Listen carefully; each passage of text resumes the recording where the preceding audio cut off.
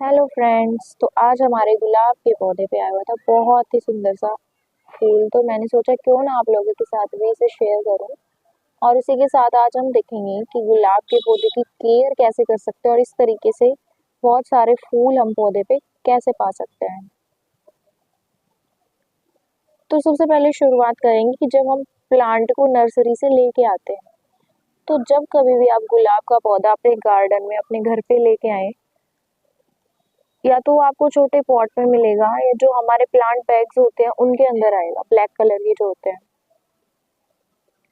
तो आप डायरेक्ट उसको लाने के बाद पॉट में ना लगाएं। कुछ दिन के लिए, 2 दिन या 3 दिन के लिए उसको उसी बैग में या पॉट में रहने दें। तब तक आप अपनी सॉइल जो है वो प्रिपेयर कर लें गुलाब के पौधे के लिए। तो अब सेकंड थिंग जो हमारी आ जाती है वो आ जाती है कि हमें सॉइल कैसे प्रिपेयर करनी है, किस अमाउंट में कैसी सॉइल लें। क्योंकि सबसे मेन चीज जो हमारे गुलाब के पौधे के लिए वो वर्क करती है सॉइल। गार्डनिंग के पूरे एक्सपीरियंस में मैं अगर बताऊं, स्टार्टिंग टाइम पे गुलाब का पौधा हमारे लिए ऐसा था जो बहुत ही मुश्किल था चला पाना। लेकिन वो जब तक था जब तक हमें समझ नहीं आया कि इसको कैसे हम चला सकते हैं, कैसे ये अच्छे से ग्रो कर सकता है। और उसका मेन रीजन जो हमारे केस में था वो था सॉइल का, कि आप सॉइल किस तरीके की यूज कर रहे हैं, कौन से सॉइल आप लेके आ रहे हैं, कितनी परसेंट आप उसमें खाद ऐड कर रहे हैं, कितना परसेंट कोकोपीट ऐड कर रहे हैं। वो सारी चीजें हैं जो वो बहुत मेजर रोल प्ले करती हैं। उसी की वजह से पूरा पौधा जो है आपका डिपेंड करता है कि आप उसको मरने से बचा पाएंगे या नहीं। इस पौधे से पहले एक दो पौधा और है जो हमारा गुलाब का चला है, वरना उससे पहले बहुत कम चांसेस होते थे गुलाब का पौधा चल पाता था जब हमारी गार्डनिंग की स्टार्टिंग जर्नी में। तो उस टाइम पे जो कमी हमारी सॉइल में रहती थी वो रहती थी एक तो मिट्टी की और एक परसेंटेज की, कितनी चीज कितनी परसेंट में हमें उसमें मिलानी है। तो सबसे पहले एक तो आप सॉइल अच्छी लें, या तो खेतों में जो सॉइल होती है जिस तरीके की वो बहुत ही फर्टाइल होती है वो आप प्रेफर करें। 30% आपको सॉइल लेनी है, 30% कोकोपीट लेना है और 30% आपको खाद लेनी है। गोबर की खाद ले सकते हैं आप उसके लिए। और उन तीनों को अच्छे से मिक्स करके फिर आपको पौधा जो है पॉट में लगाना है। तो सॉइल जो है वो बहुत मेजर रोल प्ले करेगी आपके पौधे की ग्रोथ में।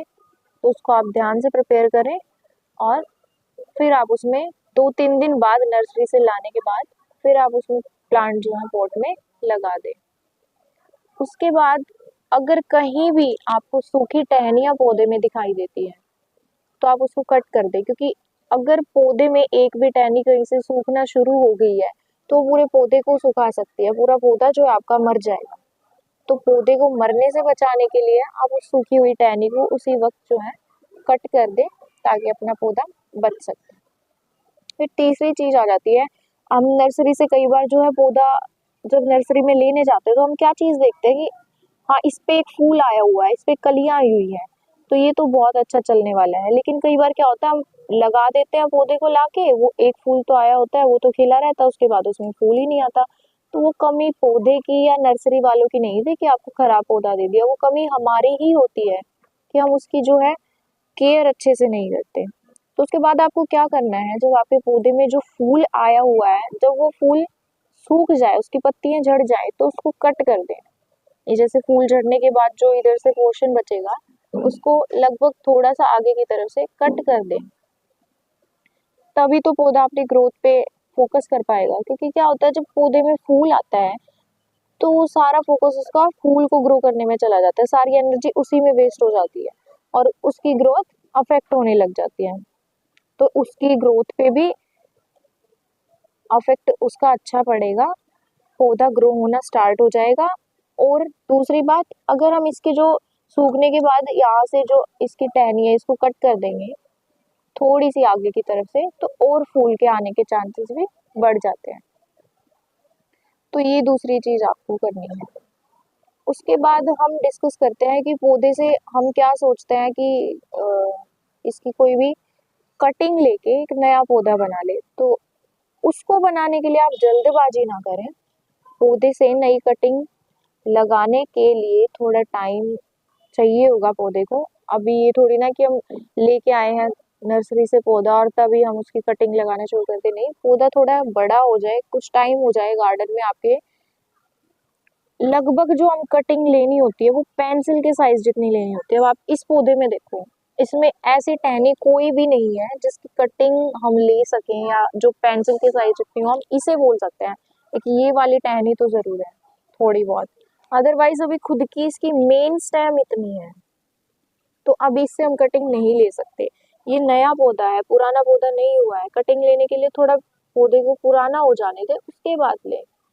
एक पौधा तो गार्डन में ऐड हो ही रहा है, धीरे धीरे और भी हो जाएंगे पर थोड़ा टाइम लगेगा।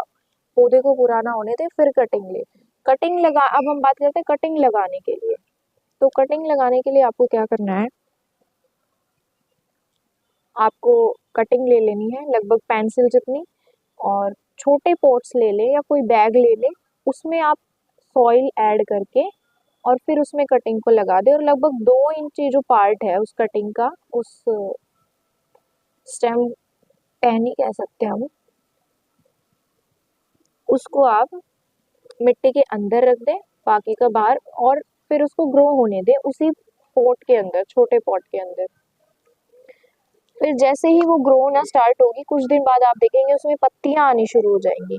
तो जैसे जैसे पत्तियां आएंगी उसको उसी में लगा रहने दें, उसको जल्दबाजी ना करें ट्रांसफर करने की। क्या होता है, हम ये सोचते हैं कि पत्तियां आ गई हैं, ग्रो होना स्टार्ट हो गया है, तो हम इसको दूसरे पॉट में, बड़े पॉट में लगा देते, लेकिन ऐसा नहीं होता। पत्तियां आ गई है, हो सकता है उसमें रूट्स की ग्रोथ अभी ना हुई हो, थोड़ी थोड़ी ही रूट्स आई हो, तो उसको जब आपके पौधे में इस तरीके की कलियां आनी शुरू हो जाए, तब प्लांट को बड़े पॉट में ट्रांसफर करें, जिससे उसके मरने के चांसेस बिल्कुल ना के बराबर हो जाएंगे और फिर वो अच्छे से ग्रो करने लग जाएगा।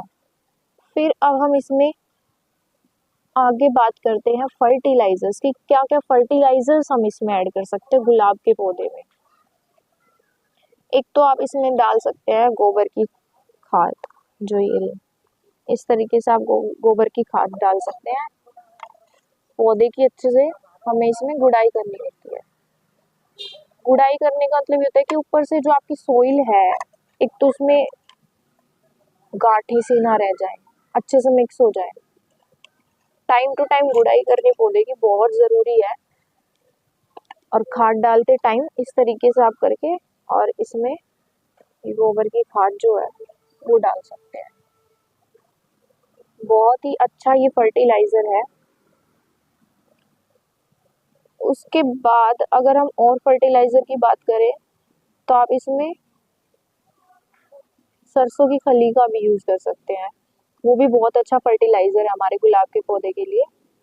और तीसरी चीज जो बहुत अच्छी वर्क करती है गुलाब के पौधे में, और हमारे किचन वेस्ट से जो हमें मिल जाती है बिल्कुल फ्री, वो हमारी चाय पत्ती। चाय पत्ती से खाद बनाने का एक अलग प्रोसीजर है, उसकी वीडियो भी मैं आपके साथ जरूर शेयर करूंगी। अगर आप चाहते हैं जल्द ही उसे शेयर करूं तो प्लीज कमेंट सेक्शन में कमेंट करें। तो वो भी बहुत अच्छा वर्क करती है। उसको बनाने के लिए एक अलग प्रोसीजर होता है, 1-2 दिन बाद मैं ज़रूर वो वीडियो शेयर करूँगी। चैनल को सब्सक्राइब कर लें अगर आप चाहते हैं वीडियो की अपडेट आपको मिल जाए।